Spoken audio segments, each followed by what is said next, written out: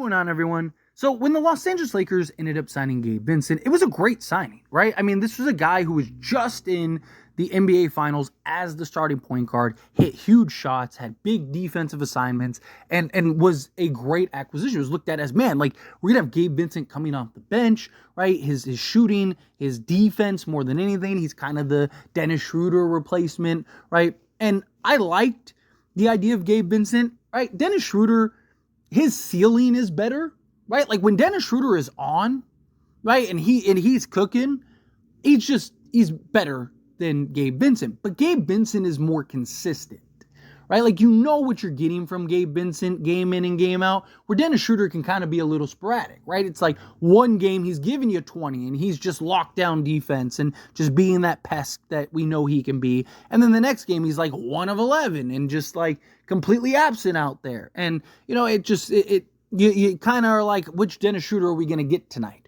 Where Gabe Vincent, you're kind of like, okay, like he's going to give you, about 8 to 10 points a night. He's going to hit a couple threes. He's going to defend and be aggressive, which we even saw with the Lakers in a limited run. But I like the idea. And he's a guy that historically has done well alongside LeBron James. You think of Mario Chalmers, Norris Cole, Avery Bradley, George Hill, like these 3-and-D style guards. Well, they're not like really great playmakers. They're not like really great at like taking guys off dribble and stuff, but they're excellent defensively and they can hit the open catch and shoot, right? With LeBron having the ball in his hands, a guy like Gabe Vincent just seemed like chef kiss alongside LeBron.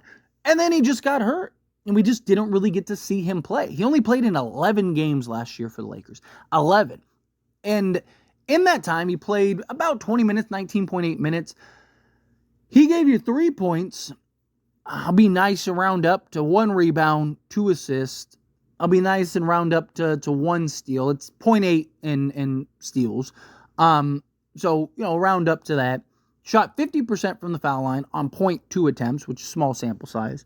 Shot 57.1% from 2-point range, which is good, on 2 attempts. He shot 10.7% from 3-point range. The problem was last season is couldn't shoot the basketball. Even when he played, he had like that one game, I think it might have even been the first preseason game, where he dropped like 18. And he was like, something like, I think he was like, 4 of 6 or something like that from 3-point range, something along those lines.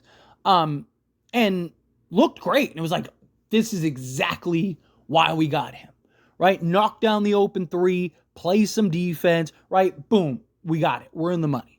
And then he just was never that, right? Like even before that, I mean, there was a stretch where he was like 1 of 15 or something like that, I think is what he finished from 3-point range before he hit his next one. All right. And then, he made the mistake of not getting surgery immediate, right? He wanted to avoid surgery, and it ended up kind of biting him in the behind, where, if he would have just went and did the surgery, then he probably would have been back and played at least half the season, but he thought he could avoid it, ends up getting hurt again, then ends up having to have the surgery, and then, what's done is done. The hope is that he can kind of get back to being that Miami version of Gabe Vincent. He's also a guy that is known to step up and elevate when you get to the playoffs, right? All of his percentages go up. He's very comfortable in that, and just the playoffs, which is good. You want guys that aren't afraid of the moment, that are going to deliver. But I've been kind of going through the players and going over the guys that I think JJ Redick can have the biggest impacts on, and kind of just going through the roster too, but more so kind of keeping it tied to JJ. And I think Gabe Vincent is another guy that JJ can help very well, right? Now, look, Gabe Vincent, period, hasn't been this like lights out 3-point shooter in the regular season. His best shooting season was 2021-2022, in which he shot 37% from 3-point range on, round it up and say 5 attempts. It was 4.8 attempts. So if he could get back to that would be huge, right? Where he can basically get back to 38% from 3, right? Play some solid, hard-nosed defense. Be great. Now, if you look at his playoff percentage, he's basically 38% from 3 during the playoffs. And then he even had a season in 2020, 2021 where he shot 50% from three-point range, right? So, again, he's a guy that can kind of elevate and pick it up. But a big part of probably his lack of production on the offensive side is, outside of the injuries, of course, is the not being able to really get into a rhythm, not really being able to kind of find his groove, right? He is one of those guys that, like, he can get hot. And, again, we saw it in that one preseason game where he could just light it up. But, again, we need him more for his defense than we do his offense, right? Like, there isn't this expectation for him to shoot, and score 15 points a game. Now, that'd be nice, but if he could just be like the 2 years in Miami, in 2022, 2021, basically through 2023, he averaged 9 points per game. If he could just be that off the bench, play some hard-nosed defense, right, and it's perfect, right? Make the occasional play, right? So you look at the 2022-2023 season. He averaged 9.4 points, 2.5 assists, 2 rebounds, a steal, and half a block. Right? Like, that's perfect. Off the bench, in that bench role, right? Can he just give us that? Give us 8-10 points per game, get a couple steals, play some hard defense. He also shot 51.2% from the 2-point range, and he shot 34% from 3-point range on 5.1 attempts. So we need the 3-point percentage from 2021, 2022, and as 37%.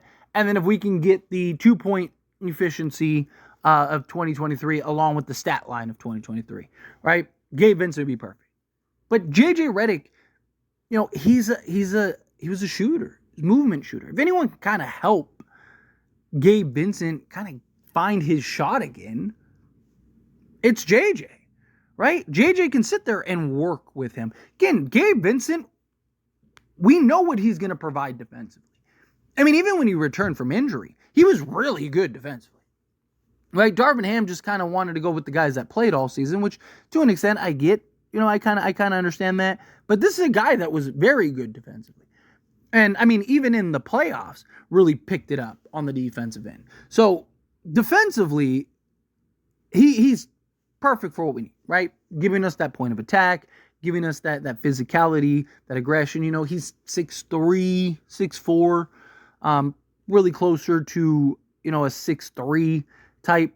But, you look at like a Dennis Schroeder, right? Dennis Schroeder is like 6'1". So Gabe Vincent's got a couple inches on him. Now, he's not the quickness that Dennis Schroeder is, but he is more physical too, right? So you get the physicality that Gabe Vincent can provide, and the shooting and all that stuff. Right? Dennis Schroeder wasn't this great, 3-point shooter or anything like that. But, you look at Dennis Schroeder, he's 6'1", 175 pounds, where you compare that to Gabe Vincent, he's 6'3", 200 pounds, 6'2", 6'3", 200 pounds. So he's got, an inch or two on Dennis Schroeder, but he's also got, 25 pounds on Dennis Schroeder. So it gives us what we need in that regard to pair alongside a D'Angelo Russell, paired alongside an Austin Reeves, right? But he also isn't going to take away from the other guys, right? He doesn't really need the ball in his hands. He can be that initiator. He can be the guy that gets the hockey assist and keeps the ball moving and all those things, right? Like Gabe Vincent can be very impactful. So you have the defensive side of things. Can JJ kind of help steer him to the offensive side of things, right? And kind of get him right. And again, I'm not saying he has to shoot 40% from 3. Obviously that'd be great. But can he just be, 37, 38%? Like league average is like 36%. So can he just be slightly better than league average? Can he be good enough to where you have to contest his shot, where you have to worry about his shot, right? Like you can't just leave the guy open. Right? Because, if he's shooting 33, 34%, teams are just going to let him stand. Teams are just going to let him be wide open. Right? Which now makes things more difficult because now teams can pack the paint when he's on the court and all that stuff. Right? Where, if he can knocked down with some consistency, now teams really have to close out, and they have to close hard, especially when you get to the playoffs, right? You don't want to leave them open because it's like, man, like he's going to knock that down pretty with regularity, and that could swing the momentum. And he's a guy, again, that he can get hot, right? He sees that ball go through the hoop, all of a sudden, boom, there's another one. Boom, there's another one. Boom, there's another one. And the type of, and the quality of looks he's going to get are insane. I mean, he was getting them this season, right? I mean, he was getting like literally wide open looks because you got LeBron James and Anthony Davis drawing so much attention. And then on top of that, you got, D'Angelo Russell out there making plays and doing things, right? Like, so Gabe Vincent, I mean, just knock down the open shot. If you can knock down the open shot more times than not, then he's going to have success and the Lakers are going to have a lot of success. But to have a coach in JJ Redick who Gabe Vincent's kind of main role is going to be that 3-and-D guard, and on top of being that 3-and-D guard, can help and wait and work on his shooting. There you go. It's perfect. Right? JJ, I think, can go a real long way.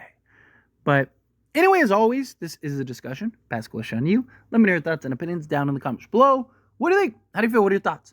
Do you think that, this is JJ's going to help him go a long way with the shooting? He's got the defense. If he can just translate the shooting, home run. Do you think, no, it's not going to make a difference. He's just not a good shooter. How do you feel? Whatever your thoughts are, I'd love to hear it. So let me know down in the comments below. That being said, if you haven't liked this video, hit that like button. Helps me a lot. So we enjoy these types of videos, and I truly appreciate it. And that subscribe channel, hit that subscribe button. Turn on the bell notifications. Appreciate y'all. See you in the next one.